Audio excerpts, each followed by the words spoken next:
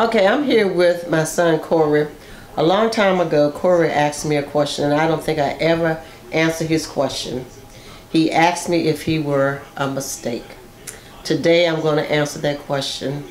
No, Corey, you were not a mistake. You might not have been born at the time that I wished you to be born, but you were not a mistake. I've always wanted children. I even went so far as to ask God, what is my gift? What am I supposed to do in life? And he told me to be a mother. And I thought that was a very strange answer, to be a mother. So I said, if my job in life is to be a mother, then why am I being a teacher? And God asked me and said, what better place to meet children than here? You have all the children that you can be a mother to. And which brings me to the time when I was pregnant with Corey. I had never been so sick in all my life. I just thought, Lord, I want to die. This is just too much. I can't deal with this. I kept going to the doctor. They said there was nothing they could really do for me. That the best thing, because I was losing weight like crazy. Everything I ate kept coming up, and they were just giving me fluids, and they were saying basically everything that they gave to me was going to the baby. So that was why I was not gaining weight, and that was why I could not keep anything down. And it told me, you know, even the baby is not getting sufficient food. So the doctor told me, this was a doctor I really liked too. I respected that man. The doctor told me, said, Gladys, you know, I know you want a baby and everything, but they said the baby is going to be a vegetable. And at the rate you're going, he told me, you're not going to make it. And so when I told my husband what the doctor said, then he was very upset. He was upset from Jump Street anyway, because I was so sick. And so he agreed with the doctor. Let's abort the baby. I told him, no, I can't abort no baby. It's my baby.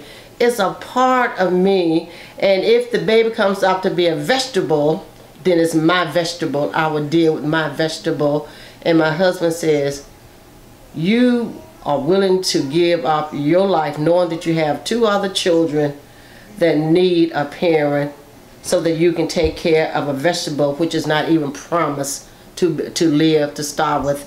I told him I was. Amos became so upset with me that he gave me a bedpan, because I mean I couldn't sit up. I was so weak. And he said, Glad I'm going to Roxborough to play basketball. That was a hangover place then. They went to Roxborough to play basketball, the guys did. He gave me a bedpan, said, because you're vomiting like crazy, you're not keeping anything down. And he looked at me, he did this thing, he shook his head, and always shook his head and walked off. As he was walking off, a tear was just dropping for some unknown reason. It looked like I cried all the time. I wasn't crying, but there was always a tear running out my left eye. Even when I wasn't crying, there was this tear that constantly ran. And so the tear ran down, and he looked at me and said, baby, I'll see you when I get back. You're going to be here, right? I'm sure I'm going to be here. And he left out of the house, and I heard this voice after the door locked. I heard this voice says, Mommy, Mommy. And I says, Lord, I know I'm not crazy. The children are not here. Amos is gone. The voice says, Mommy. I looked around and said, God, I know they say I haven't been doing it, but I'm not crazy. And the voice says, Mommy. And so I says, what? When I said what, the little voice says, Mommy, I'm trying so hard to live. Don't give up on me.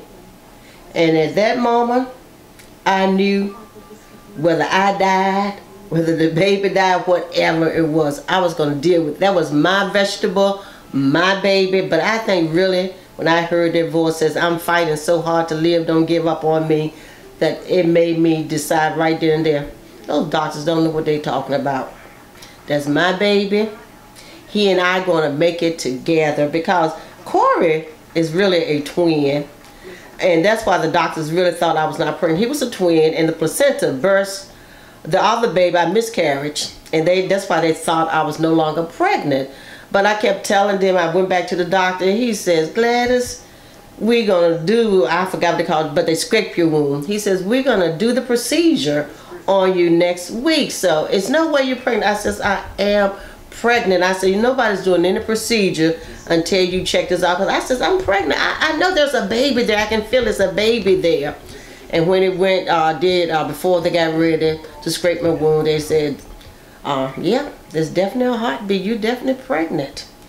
And so that's why I said, you know, he is not a mistake. Even though I said he didn't come at the time I wished him to come, he came on time.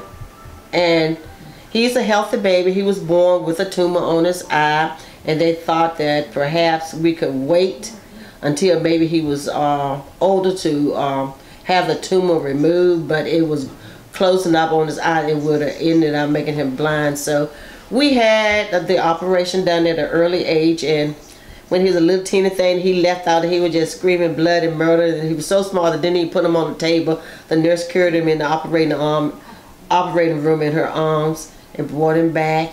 And I was like, oh, my precious, precious baby. And so that's the story of Corey. And to let him know that, no, you're not a mistake.